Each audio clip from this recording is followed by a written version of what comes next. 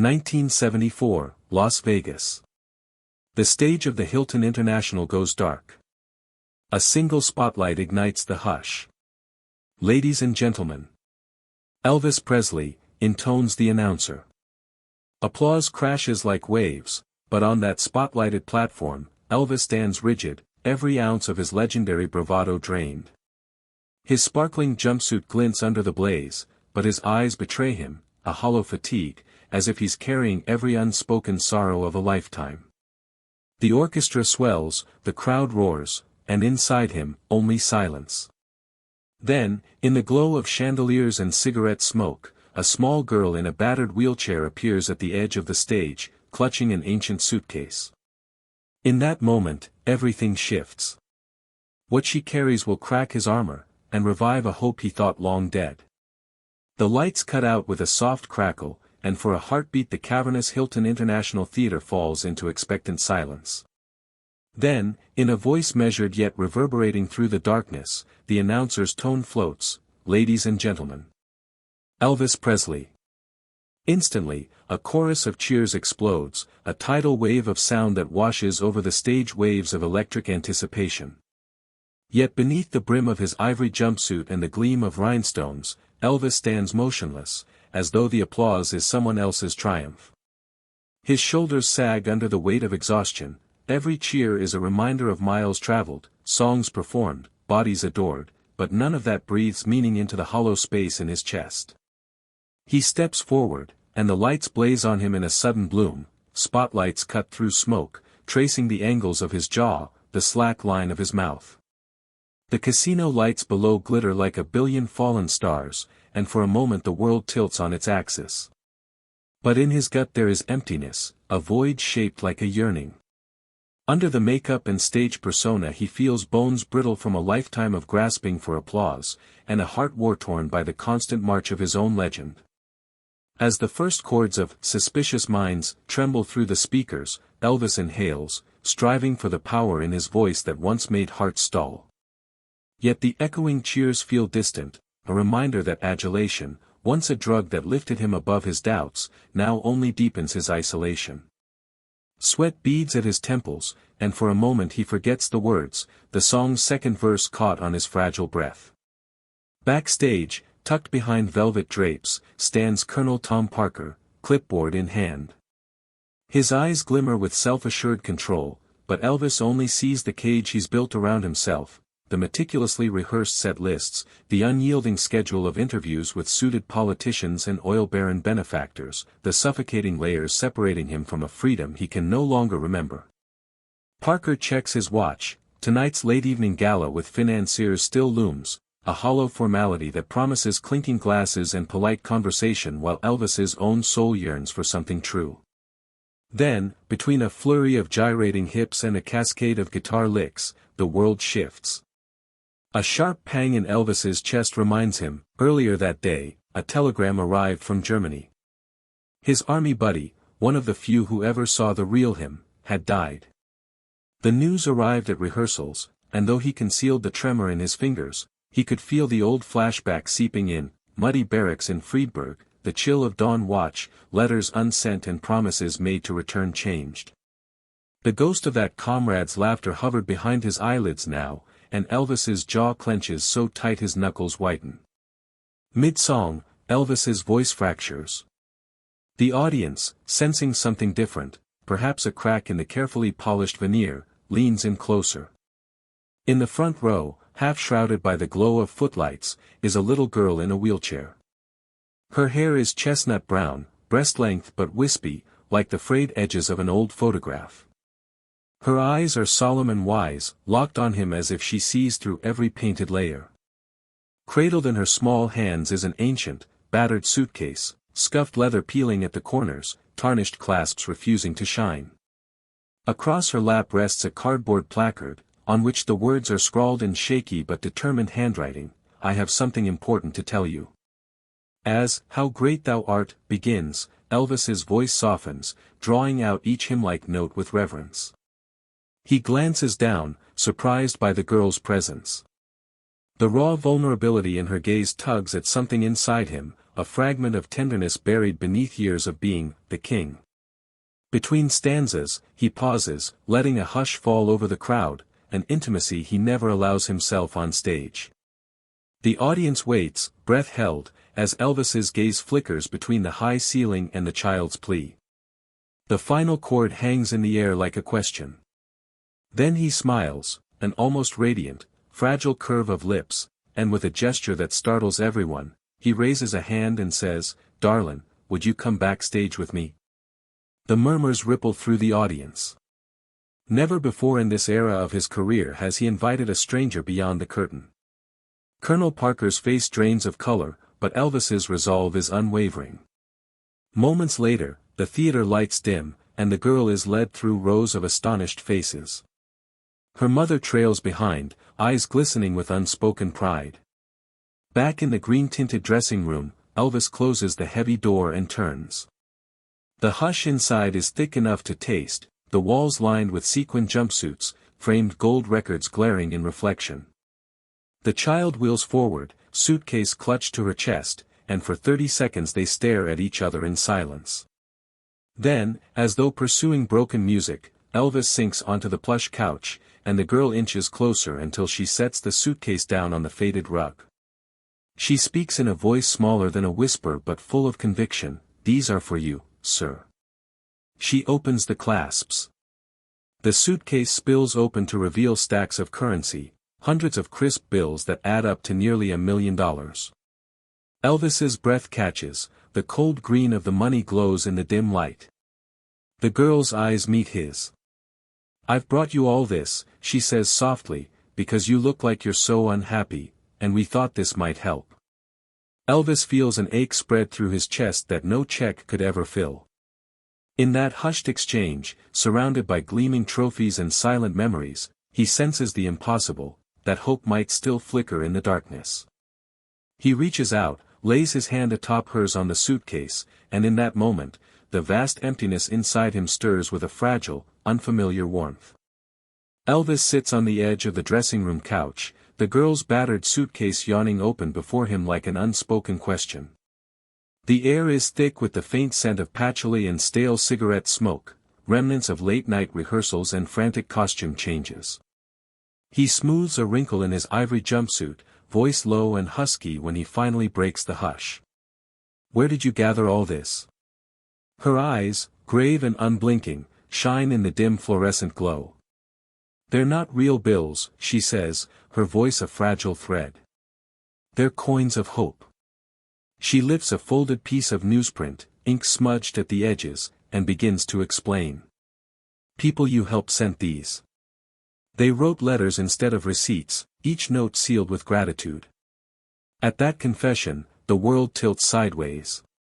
Elvis closes his eyes and is yanked back to a cotton-dusty hospital corridor in Memphis circa October 1957. The memory arrives in bursts, the warm buzz of a wavering neon sign outside, the crackle of an AM radio playing, "Heartbreak Hotel," a nurse's urgent whisper that a young orphaned girl needed surgery or would die in the night. He remembers signing the check with unsteady hands, shielding his name behind a manager's pseudonym. The gratitude he never heard, the muffled sobs of a mother relieved, echo now in the girl's quiet explanation. She reaches into her pocket and draws out a single, yellowed sheet of stationery, its edges frayed as if bitten by time itself. Elvis's name, penned in his flowing script, jumps out at him. His heart hammers as he recognizes the date stamped in the corner, May 12, 1958, 17 years ago. The paper crackles as he unfolds it, the sound sharp as a secret unveiled. The words he wrote so long ago spill across the page, "May you find in music and kindness the strength to carry on." His voice catches on the final syllable when he reads aloud, "the strength to carry on," as though the phrase itself carries weight he'd forgotten. Behind the suitcase, the girl's mother stands silent, her shoulders hunched with memory. She clears her throat, voice trembling like autumn leaves in a high wind. "You gave me a second chance," she whispers, "and because of you, she exists." She gestures toward her daughter's frail frame. The girl's chest rises with a shallow gasp, A rare autoimmune disease claws at her from within, turning each breath into an act of bravery. Without that surgery in '57, she would never have been born. Elvis's throat tightens. In the mirror's reflection, he sees the boy he once was, sunburned in Tupelo, lithe and unguarded, eyes alight with a hunger for music that carried him from gospel choirs to stardom. He remembers the hidden generosity no tabloids ever reported, the secret packages of medicine sent to sharecroppers in Mississippi, the unpublicized donations to black churches whose congregations had welcomed him when few others would. All of it, he gave away in silence, and all of it converges now in this battered suitcase. He stands, pacing between racks of sequined costumes, the soft hum of air conditioning rattling in his ears. When he stops, he kneels beside the girl. His voice is barely above a whisper, stripped of showmanship. I never knew, he admits. I thought money could never buy happiness, but I didn't realize how much hope could mean. The words taste like confession, raw and immediate. The girl's pale lips curve into a gentle smile. Hope isn't bought, she replies. It's shared, piece by piece, from hand to hand. She touches his palm, small as a bird nestled in his giant hand. I saw you in a dream, she says, gaze drifting upward as if recalling another world. You stood on an empty stage, all alone. I woke and knew you needed someone to remind you who you are. At that, Elvis is silent so long the overhead fluorescent bulbs seem to flicker with anticipation. Then his shoulders slump, and he bows his head. I've thought about quitting, he confesses, voice cracking like a worn record. This tour. I feel like I have nothing left to give. The words hang heavy, carried on a tidal wave of vulnerability.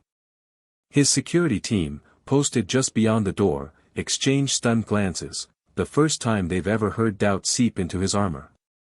The mother steps closer, pressing forward despite protocol. You gave us life, she says firmly. And now, by just being you, you can give something greater, reminder that kindness endures. Her tone brooks no argument, and Elvis feels the weight of all the promises he once made, to himself, to his fans, to that lonely boy in Tupelo. He looks down at the suitcase again. Rather than money, it now resembles a reliquary of human compassion, letters sealed with love, envelopes stuffed with prayers, simple tokens meant to tether him back to the joy he once carried freely. Tension loosens around his chest, and for the first time in months, a genuine smile flickers across his lips. It's not the flamboyant grin tuned for cameras, it's the quiet curve of a man rediscovering purpose. He carefully refolds the yellowed letter and tucks it into his jacket pocket. Standing, he offers his hand to the girl.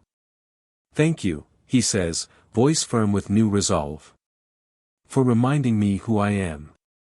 She takes his hand, and the echo of her small grip sends a jolt of renewal through him. Outside, the distant hum of slot machines and the murmur of late-night gamblers drift through the walls. But here, in this cramped dressing room, time has reshaped itself.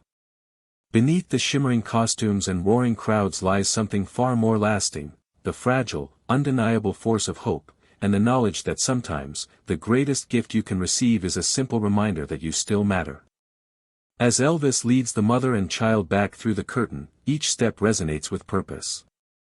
He may still wear rhinestones and jumpsuits, but tonight he carries something infinitely more precious, a soul rekindled by the gratitude of strangers turned friends. And with that, the king walks on, not to perform, but to live fully once more.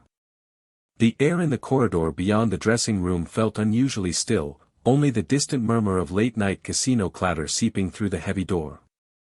Elvis settled back onto the worn velvet divan, the suitcase of coins of hope resting between his knees like a fragile relic. He closed his eyes for a moment, heart pounding with the weight of every untold story folded into those envelopes. Then, as if summoned by some unspoken necessity, he lifted the lid once more. Rows of letters lay before him, cream-colored stationery, postmarked from towns large and small, each envelope bearing the simple inscription, for Elvis A. Presley. He ran a fingertip along the top letter, a thank you note from an African-American pastor in Jackson, Mississippi. The memory of that gift fluttered back, how, in 1965, Elvis had quietly purchased a new pipe organ for the pastor's church, insisting anonymity lest the gesture become spectacle. Now the ink script inside the envelope spoke of resurrected choirs, renewed faith, and nods to a kindness that had, unknown to the world, touched souls far beyond Las Vegas. He slid the letter out and began to read aloud, voice low but unwavering. Dear Mr. Presley. That organ still resounds in our chapel every Sunday. Your gift rang out hope when hope was all we had. This church, and I, owe you our joy. The words settled in Elvis's chest like warm embers. He felt the tremor in his throat. How many times had he wondered if any of his secret acts of mercy left a ripple beyond the next headline? Here was proof, inked in gratitude, alive in lives he might never meet. Beside him, the girl watched quietly, her chin tilted upward in a mixture of solemn pride and fatigue. The overhead fluorescent bulb flickered, its steady hum the only accompaniment to his reading. Elvis carefully replaced the pastor's letter and reached deeper, drawing forth another fold, a drawing, torn from a school notebook, crudely colored but brimming with emotion, a portrait of a girl with headphones, eyes closed, lips curved in serene bliss. On the back, a note in block letters explained.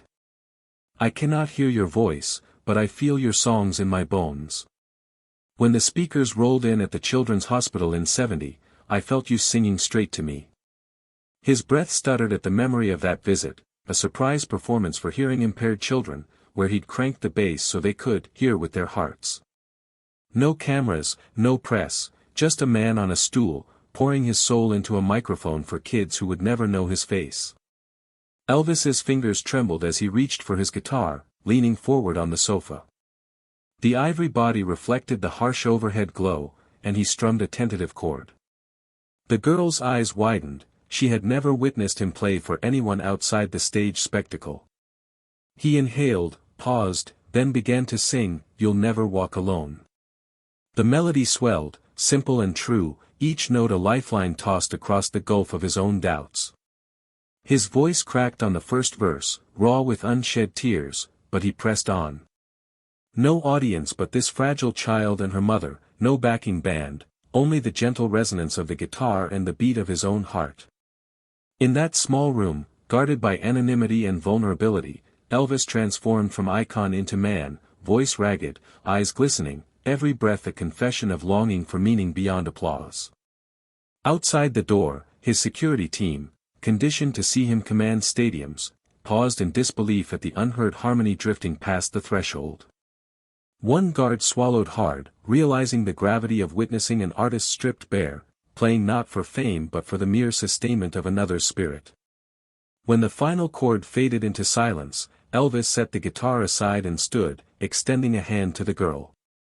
Come with me, he said softly. They slipped out into the empty theater, rows of vacant seats receding into dusky shadows. The stage lights were off, leaving only the glow of exit signs and the hush of unspoken potential. He guided her to the very center of the platform, where the vast emptiness seemed to mirror his own sense of isolation on countless nights. She looked out at the silent expanse of seats, lightless, yet reverberating with ghosts of past ovations. He knelt before her, voice steady but kind. Tell me what you see, he urged. She glanced upward at the high ceiling, the ornate arches where chandeliers once spilled glittering light. Here, she said, pointing to the empty seats, you stand and forget you're alive. You see only what the world demands, glitz, spectacle, perfection. But up here, without the crowd, you can remember who you really are. His chest tightened. In the roar of fame, he had lost his own heartbeat. She continued, voice unwavering, I needed to remind you that there's a man beneath the costume, a man who matters even when no one is watching.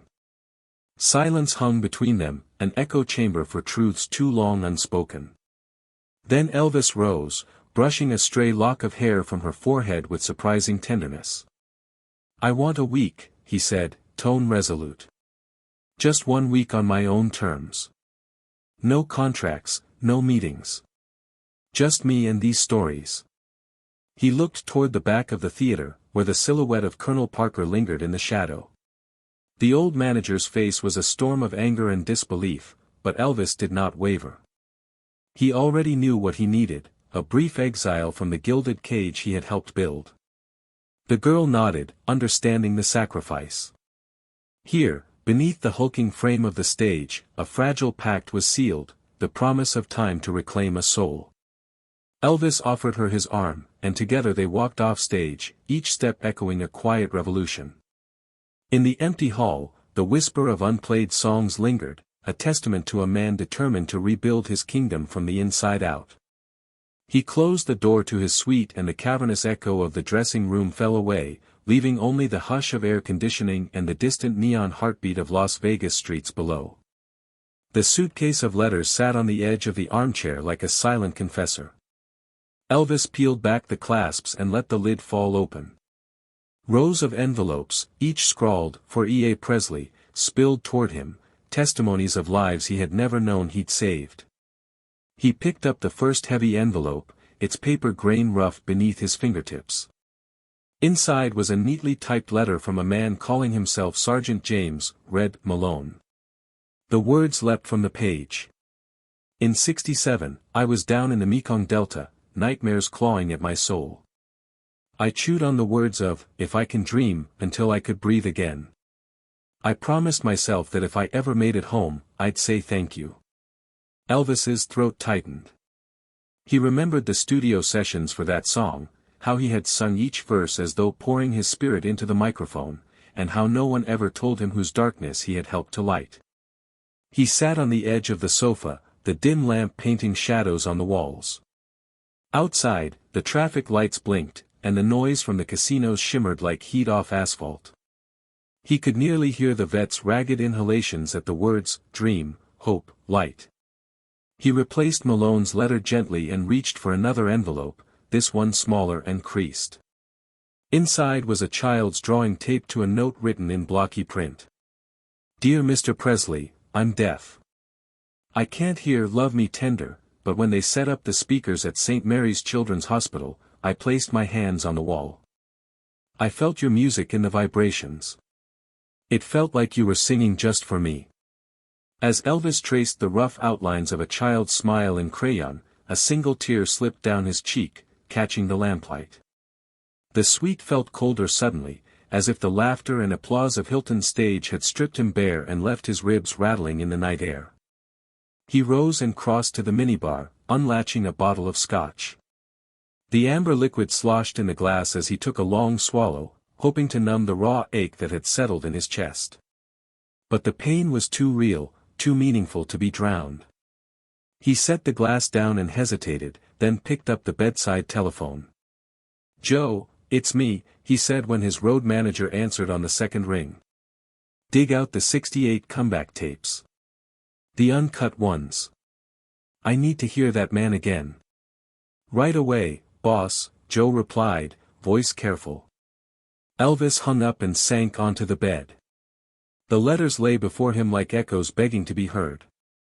He shut his eyes and imagined the roar of the crowd at NBC, and how he had burst onto that tiny stage, leather jacket catching the light, rediscovering the raw hunger that had first propelled him into rock and roll. He realized, with a shock, that he had not felt that hunger in years. The clock ticked. The room breathed with him. Somewhere on the radio, a news anchor droned about oil prices and statecraft. Elvis clicked the dial off. Silence roared back, as intimate and intrusive as breath in a confined space. He held his hands over his ears, willing the world's expectations away, and for the first time in ages, he let himself tremble. By dawn, a new resolve had replaced the emptiness. He took pen and paper and wrote 6 notes, one for each member of his Vegas band. "We have played for the lights, the cheers, the spectacle. Tonight, we play for the soul. EP." He slipped each folded note beneath a pillow on the couch where they'd lounged during rehearsals. He imagined the surprise, the electric curiosity painting their faces when they found his unexpected missives. He fell into a fitful sleep, roused only by the first flush of sunrise through the curtains. The day ahead felt uncharted, a blank sheet of sound waiting for his voice. He pulled the letters close, pressing them to his heart, and whispered into the quiet, "I know who I was. And I think I'm ready to remember who I can still be." Later that morning, Colonel Parker stood fuming in the hallway outside the suite, dossier in hand, demanding to know why Elvis had canceled the evening show. The press agents swirled like vultures at the door. But before Parker could finish barking orders, Elvis called for the little girl, summoned by his own hand. When she arrived, pale and brave in the doorway, he knelt to her level. His eyes, sunken, yet alight with something fierce, held hers as he spoke. "If I can still write a song, it will be for you." In that single vow, the kingdom of flashbulbs and fine suits lost its gravity. He rose, gently offered her his arm, and stepped through the double doors. Behind them, the corridor stretched empty, the future unfolding with every echo of his footsteps. A pale morning light filtered through the heavy drapes of the Hilton suite, painting the carpet in muted gold and casting long, silent shadows. The usual bustle of the day, breakfast orders, press requests, Colonel Parker's clipped footsteps, never arrived. Elvis had disappeared. Inside, the air still carried the faint tang of scotch and the hushed weight of unopened letters, but the man himself was gone. He moved through the corridors alone, slipping past security checkpoints and velvet ropes as if drawn by a quiet urgency. No rhinestones, no tailored jumpsuit, just a simple dark shirt, jeans, and his battered boots. Each step echoed with decision, every turn brought him farther from the spectacle and closer to something he could scarcely name. By mid-morning, he found himself outside a small children's hospice on the outskirts of the Strip. The building was incongruous among neon facades and the clamor of slot machines, a low-roof structure of pale brick and tinted windows. He paused at the entrance, inhaling the antiseptic hush that always precedes grief and hope intertwined. Nurses moved softly in scrubs of gentle pastels, children's laughter, thin, fragile, drifted through open windows like tentative birdsong.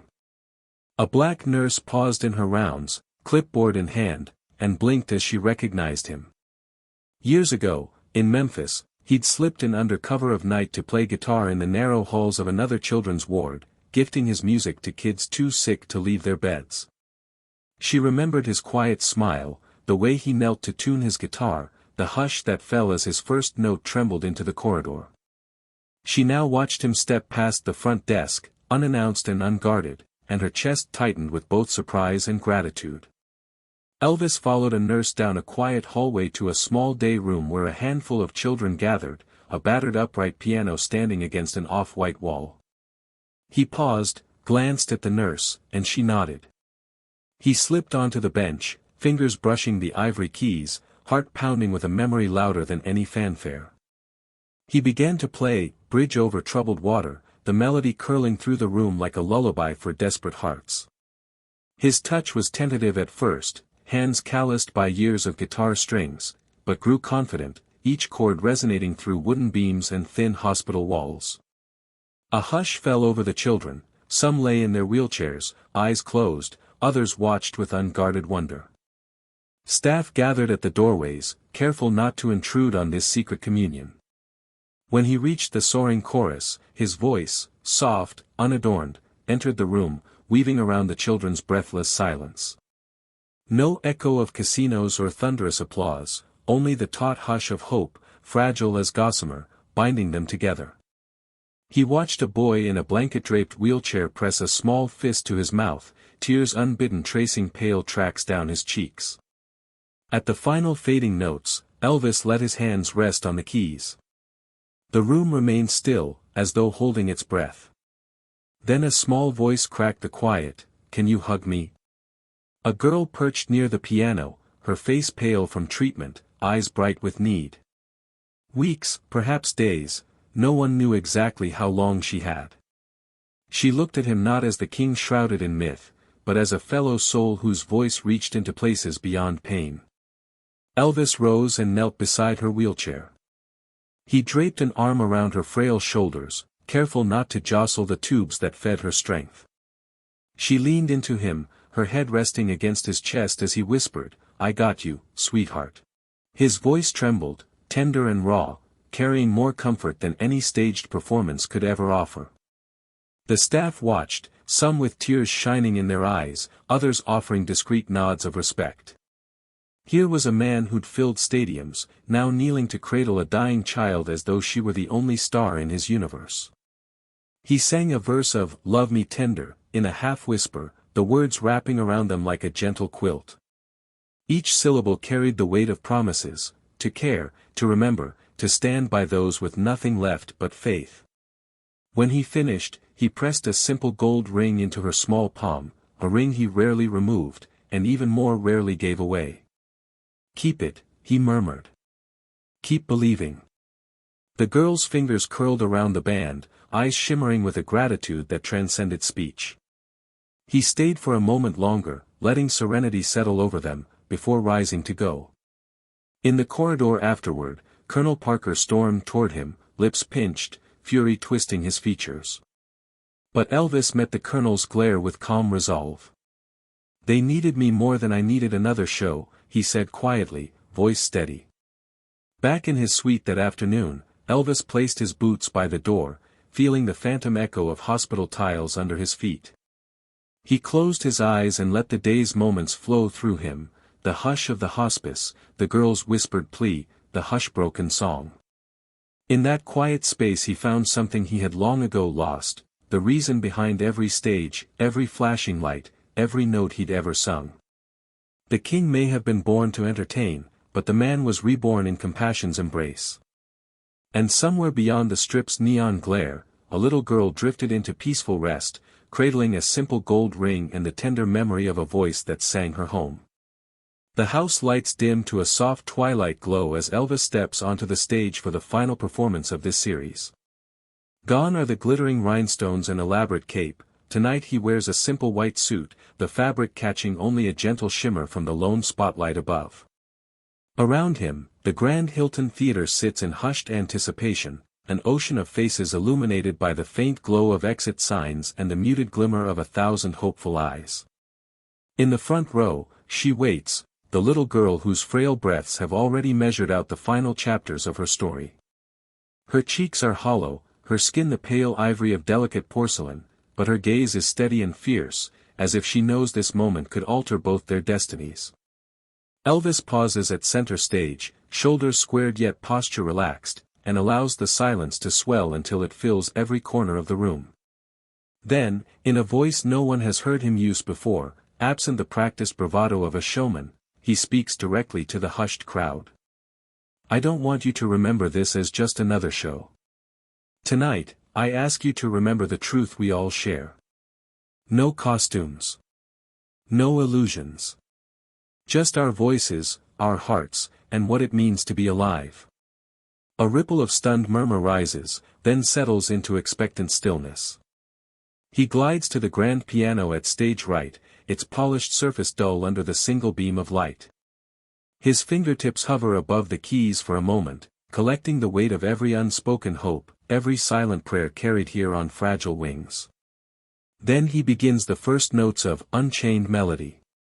Each chord unfolds like a breath released after long confinement. His voice, though slightly husky and trembling at the edges, threads through the melody with a vulnerability that bypasses the ears and strikes directly at the heart. The room feels suspended, no distant slot machines, no backstage bustle, only the intimate resonance between performer and witness.